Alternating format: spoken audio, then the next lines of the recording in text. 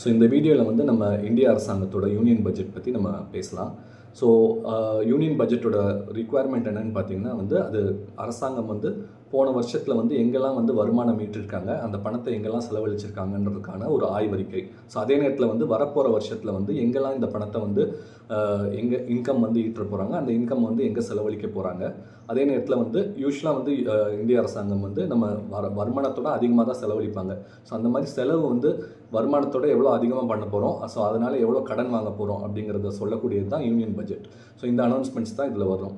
ஆனால் வந்து கடந்த சில வருஷங்களாகவே பார்த்தீங்கன்னா யூனியன் பட்ஜெட்டோட இம்பார்ட்டன்ஸ் வந்து குறைஞ்சிக்கிட்டே வருது. அதற்கான காரணம் என்னென்னா வந்து இந்தியாவில் ரெண்டு மாதிரி வந்து வரி விதிப்பாங்க. அதில் ஒன்று வந்து டைரக்ட் டேக்ஸஸ் தான் என்னென்னா வந்து இண்டிவிஜுவல்ஸ் அண்ட் கம்பெனிஸ் கட்டக்கூடிய income tax. So income tax வந்து அவங்க தனிநபர் வருமானத்திலோ இல்லை கம்பெனியோட வருமானத்திலோ அதில் ஒரு பங்கு வந்து அரசாங்கத்துக்கு நேரடி வரியாக கொடுக்கறது வந்து டைரக்ட் டேக்ஸஸான இன்கம் டேக்ஸஸ்.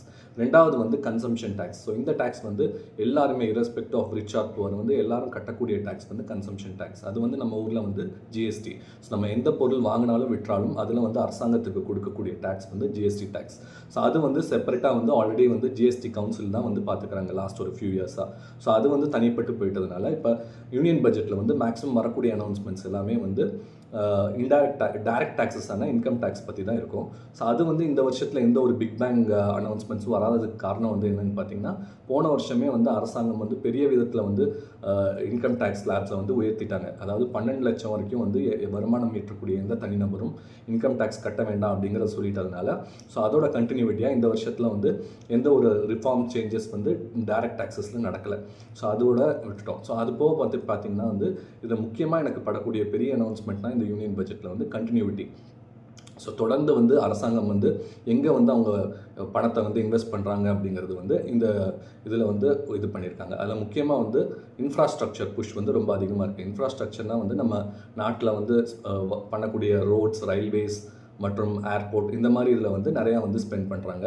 ஸோ அது வந்து எவ்வளோ ஸ்பெண்ட் பண்ணுறாங்கன்னு பார்த்தீங்கன்னா இந்த வரப்போகிற வருஷத்தில் 12 லட்சம் கோடி வந்து அதுக்கு கான்ட்ரிபியூட் பண்ண போகிறாங்க. ஸோ அது வந்து எவ்வளோ இம்பார்ட்டன்ட்னா வந்து 2004 வந்து கிட்டத்தட்ட 2 லட்சம் கோடியாக அந்த இன்ஃப்ராஸ்ட்ரக்சர் ஸ்பெண்ட் வந்து இப்போ வந்து 12 லட்சம் கோடியாக உயர்ந்திருக்கு.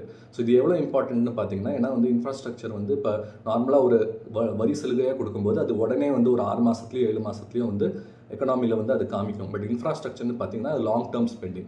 ஸோ ஒரு அனௌன்ஸ்மெண்ட் வந்ததுக்கப்புறம் ஒரு ரோடையோ ரயில்வேவோ கட்டுறதுக்கு ஒரு 5 வருஷம் 6 வருஷம் ஆகும்.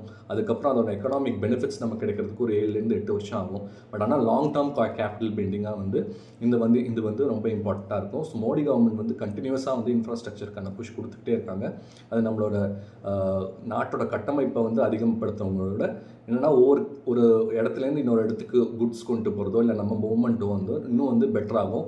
ஸோ எஃபிஷியண்ட்டாக வந்து பிஸ்னஸஸ் பண்ணலாம், இன்னும் ப்ரொடக்டிவிட்டி இன்க்ரீஸ் ஆகும் தான் அதுக்கான அர்த்தம். ஸோ இந்த கண்டினியூட்டியை வந்து மோடி கவர்மெண்ட் ஃபாலோ பண்ணியிருக்காங்க. அதோடு சேர்த்து வந்து ஃபிஸ்கல் ப்ரூடன்ஸ்ன்றாங்க. அதாவது நம்ம ரொம்ப கடன் வாங்கிடாமல் அளவாக கடன் வாங்கி அதுக்குள்ளே வந்து நம்ம எங்கெங்கே இம்பார்ட்டன்ஸ் கொடுக்கணுங்கிறது கரெக்டாக பண்ணியிருக்காங்கன்றது என்னோட பார்வை.